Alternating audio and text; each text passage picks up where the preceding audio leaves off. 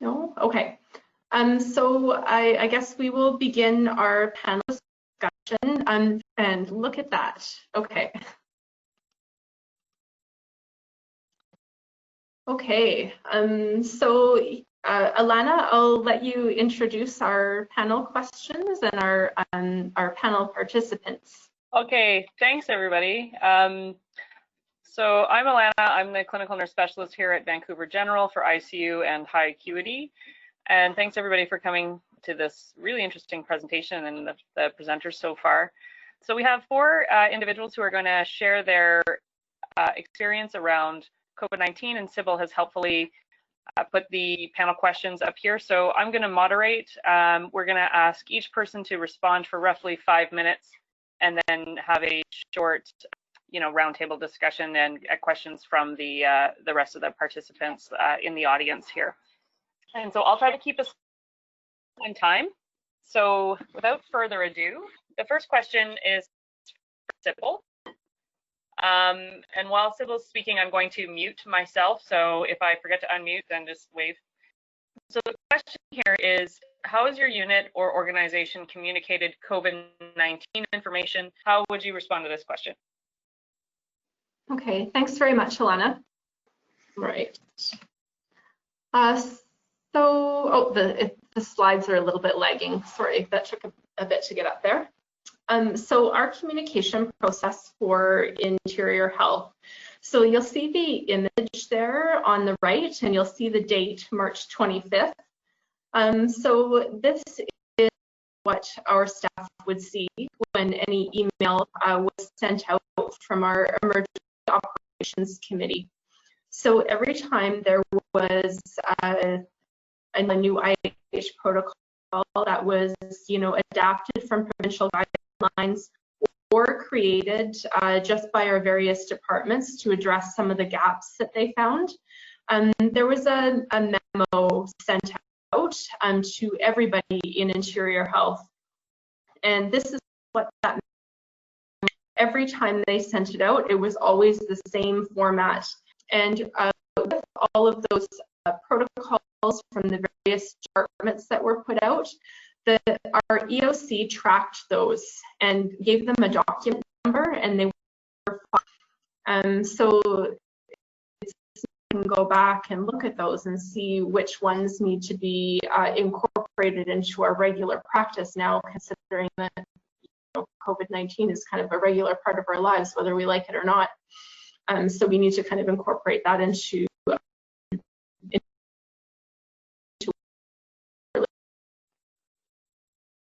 and so as COVID started rolling into our memos and emails were sent out to all staff, and they also included links to the BC CDC, so the joint statements, also numbers of cases within each health authority,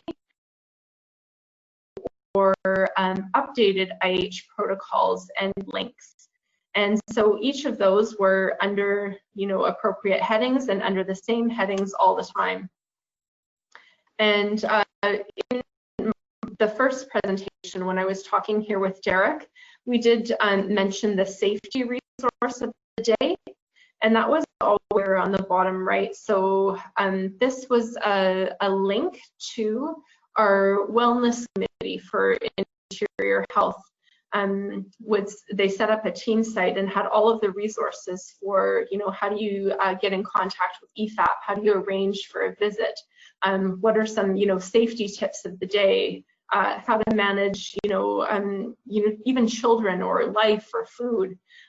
So a lot of really helpful hints were added onto that website, and a link to that resource was sent out with every memo, which was quite nice. And so when there was an update for a protocol or procedure, a memo was sent out to everybody that was just, the guiding principles. So I have up here, for example, our extubation process. So when we came up with our extubation protocol and how we were going to manage extubation within Interior Health, we sent out on this memo just a few like key overarching principles to keep in mind, so that people had like a rough idea of how we were supposed to do it. And then that included a link like here to our actual extubation protocol.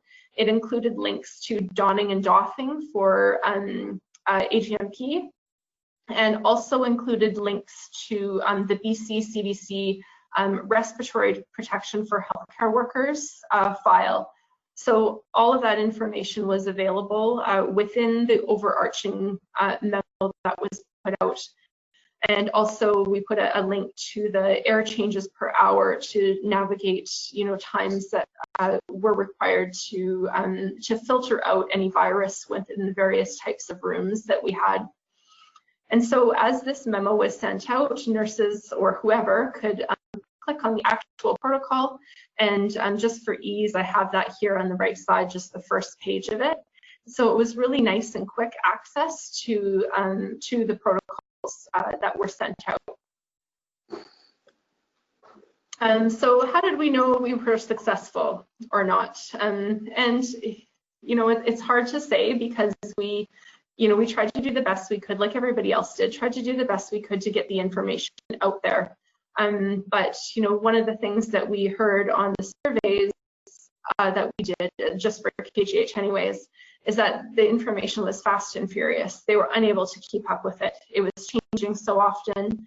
And so, it was successful in that we got it out there, but it was definitely, we needed huddles to support the communication of this frequent changes and new protocols to come out. And so all of this information was discussed again in daily huddles on the units.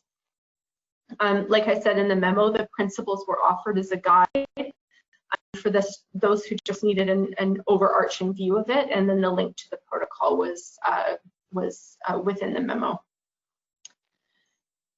And then some challenges that we had, so the time to read and the flurry of all of these protocols was really challenging for people. The time and capacity to operationalize the protocols within, like, it's one thing for the senior leaders or the policy makers to come up with these protocols, but then we need time for them to be operationalized, and that's a time of uncertainty, and many people obviously and rightfully so had a bit of a challenge with that. There were also some various interpretations of provincial guidelines in each unit and in each health authority, really, as we have these discussions provincially, and so that was really challenging. Ultimately, the biggest challenge was fear of missing something, fear of missing information, not entirely confident in the changing process and protocols. And I'm pretty sure that's the same for everybody. So at the unit level at KGH, our ICU medical lead, Dr. Ryan Foster, held a town hall type teleconference that was just for unit staff. And that was done initially every Friday, like as we started ramping up to this, March, April-ish. And so he held kind of an information session with staff that they could call in and get some of their questions answered. And then as things started to settle down a bit, that decreased in frequency, and maybe we'll start talking about ramping those back up again, depending on what happens here in the interior.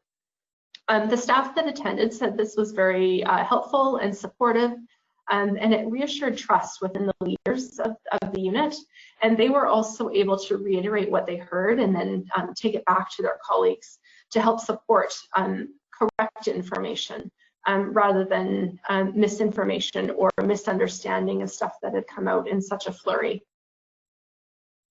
So how have we evolved? And so searching through the endless memos and protocols wasn't working, and we needed one place to store all COVID-related documents.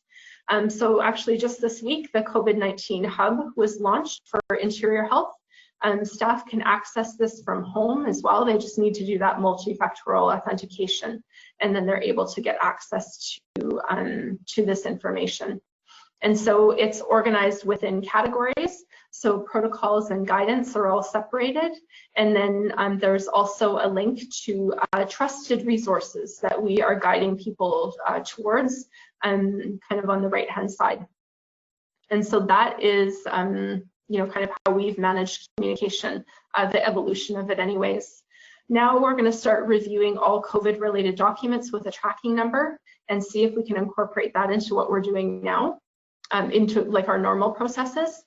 We'll continue to update as needed, but the key is that this process is iterative. We are going to keep evolving, and we need to be able to listen to what the people are saying and adapt processes to kind of fit what they need.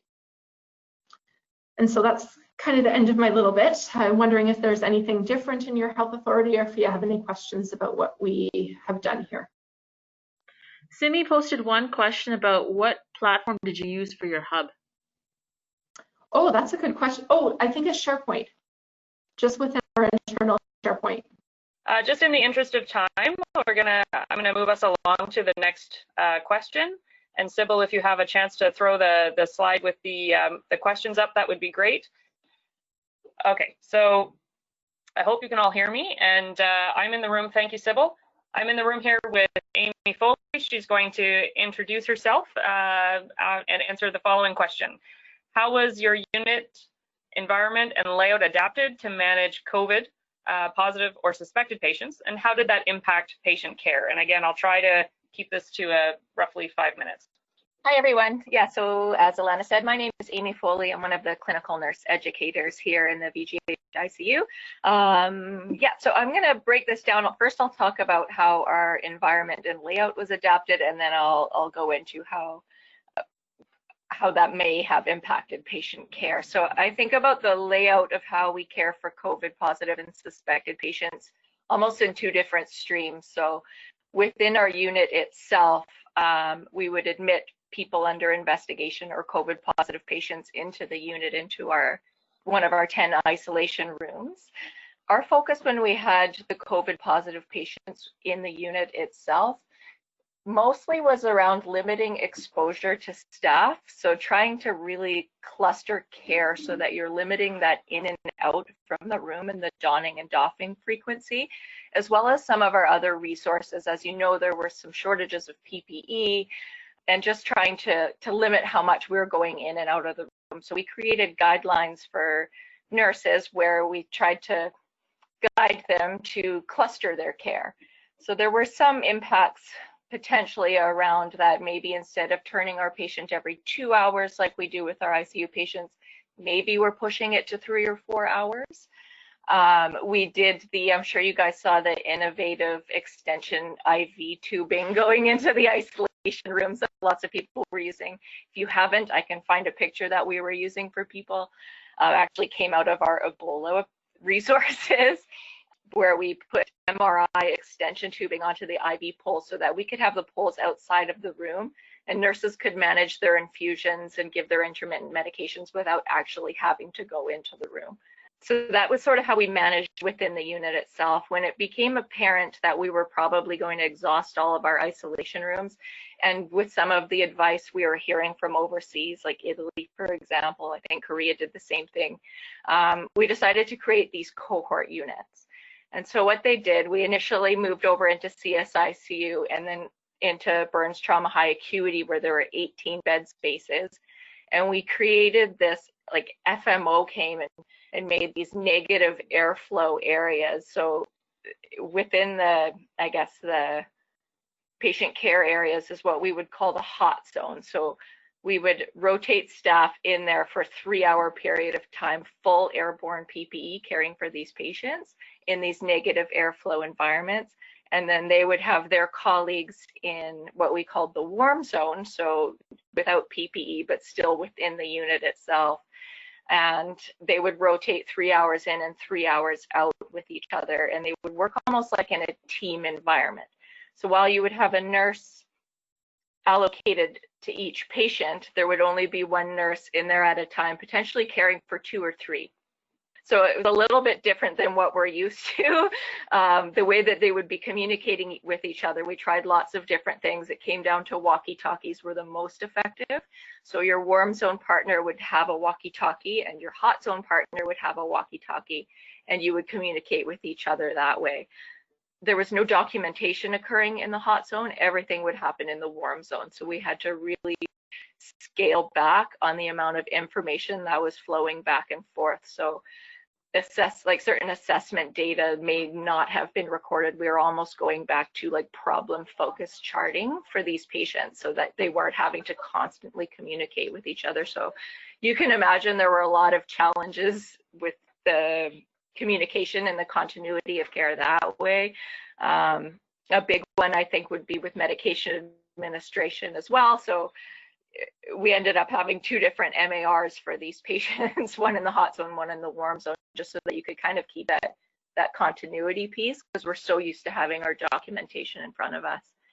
The patient care piece itself, so they would actually, like the patients in the hot zone or in these cohorted units would still have access to all of the different disciplines for their care. So I feel like physiologically, the impact on the patients wasn't that different. And I think that was shown in our outcomes. We had really good outcomes for these patients. My perception, and I think what my colleagues would tell you about how their care was impacted, was specific, like a lot around the psychosocial piece. Not having patients, like not having their family and loved ones there, potentially not having social work at the bedside, although social work could come in and consult on the patient, but just not having those supports, I think would have been the biggest impact on our patients, because we physiologically, they had access to almost everything they would have in a single patient room in the ICU. Like, yeah, that's my time. I'm happy to answer any questions. I guess we're going to leave that till the end. Okay. Yeah, so, all right, Amy is scooting off camera here. She did a wonderful job. Thanks, Amy, for those insights. Our model, we know that every site is different, and so very interested to hear from other sites in the chat or at the end where, you know, how this was the same or different as to what you're doing in your sites. Move on to the next question here. I believe we're going to have a representative from the St. Paul's team, and I'm not sure who it, I know they're very busy there today, so I'm not totally sure who it is. So somebody can speak up to who's going to be answering this question. Hi everyone, can you hear? So my name is Mia, one of the nurse educators here at St. Paul's ICU. So the question is, what innovative ways did you use to connect patients with family given your health authority visitation restrictions? I'm sure, like as we just heard, you know, I think we're all in the same boat. And so very quickly, the health authority, Providence Healthcare, went to advocating as much as possible the use of virtual visits.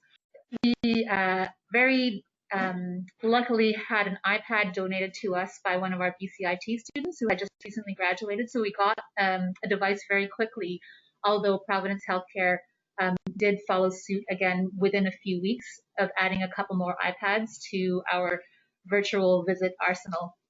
So yeah, it's really great. When we had our first wave, we didn't have a lot of patients, but it was used quite a bit. We have 3 iPads currently right now.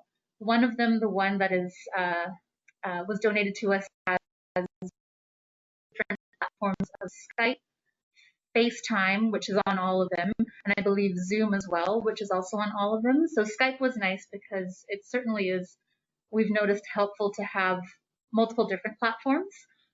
One we kind of added on was also the Facebook Live. I'm not on Facebook. I'm not sure exactly. I haven't used it myself, but there's like a Facebook version of the chats as well. So that was added on because our social work team actually has a generic kind of social work Facebook account, because when they do things, if they're looking for patients trying to find their identities or trying to find families, they have a generic account.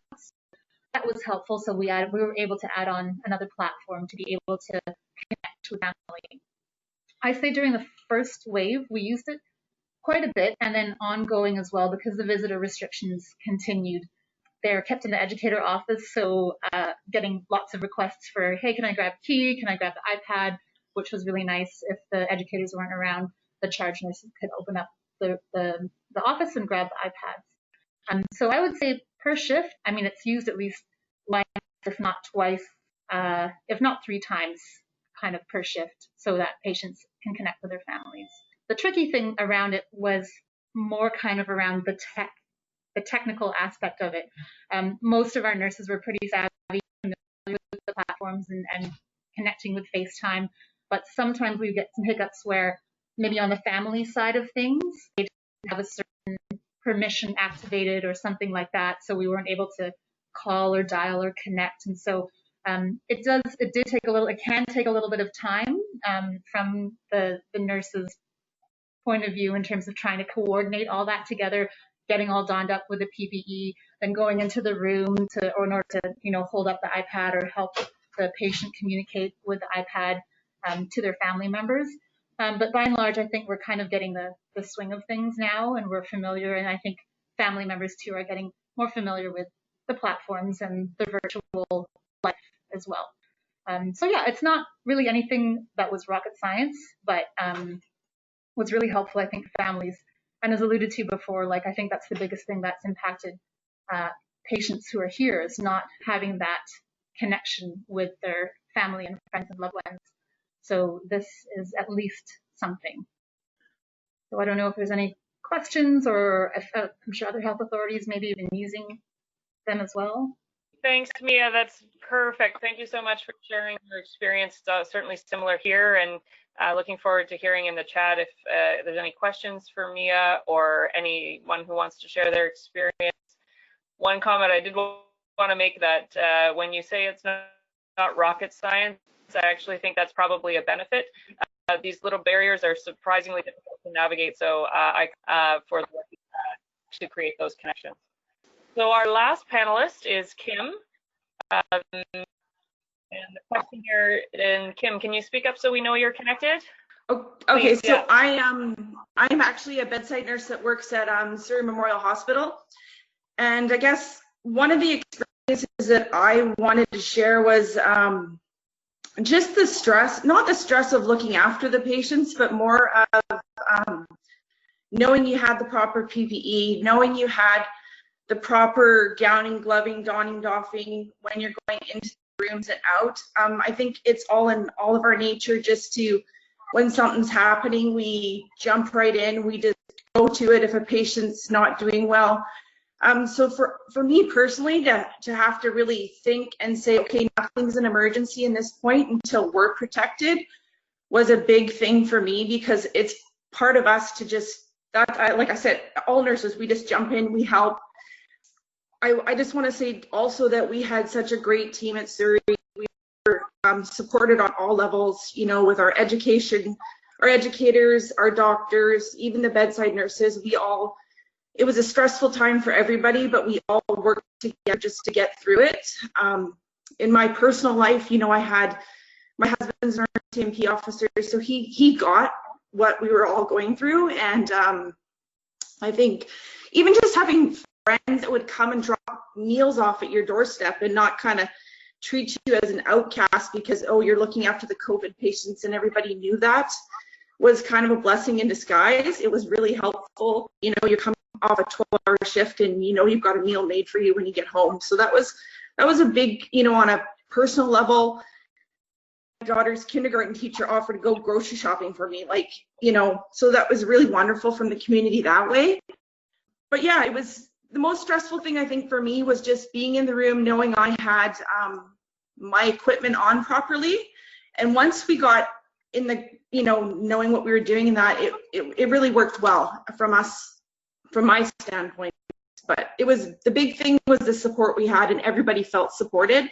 Yeah, there was stressful times, every shift you'd come in, you'd have different protocols being thrown at you. Okay, we're doing it this way now, guys. Okay, now we're even just simply like going to wearing a mask 12 hours a day that we never did at the bedside before. One day we weren't, the next day, okay, this is what we got to do. And we just all kind of adapted to the situation. And I think that was a really good, everybody kind of pitched in and just did our thing. Thanks, Kim. I am getting reports that my my audio is choppy, so I've turned off my camera. Kim, you have a couple minutes left. Can you tell us how, like, as a team with the bedside nurses and other clinicians, what do you think worked well to sort of, and you know, what was like, how did you rely on one another? You know, what were the sort of strategies you guys used to reduce the stress?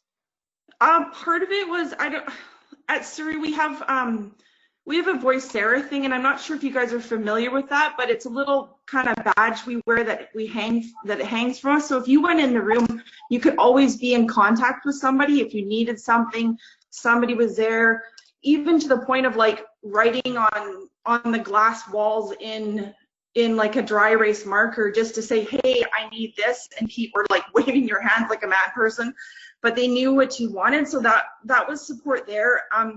I was very thankful that our educators ensured we never ran out of PPE. I'm blessed for that, because we had the the reusable half respirators that we used, and then we saved our disposable, I guess, N95s at that point.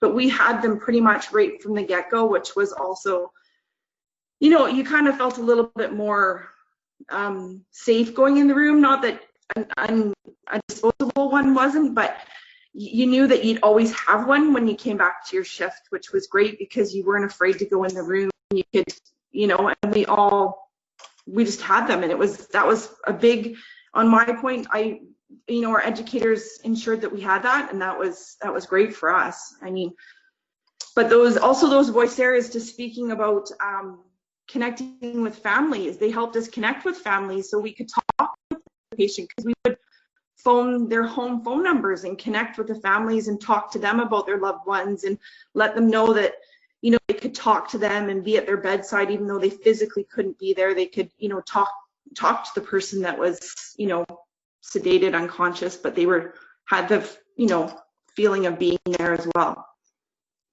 I don't know if that answers it for you.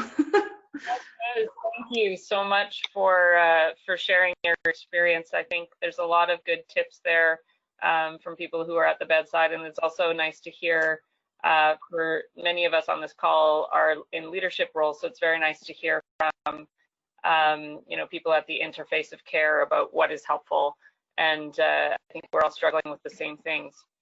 Yeah. Thanks for watching, everyone, and thank you for joining us on the BC chapter of the CACCN YouTube channel. We have a lot of great content from previous events we've had over the past 12 months. I would suggest subscribe and hit the notification button so you can know when the next thing is out. And if you ever want to come to our next event, we're on Facebook and on Instagram. Our links are listed below.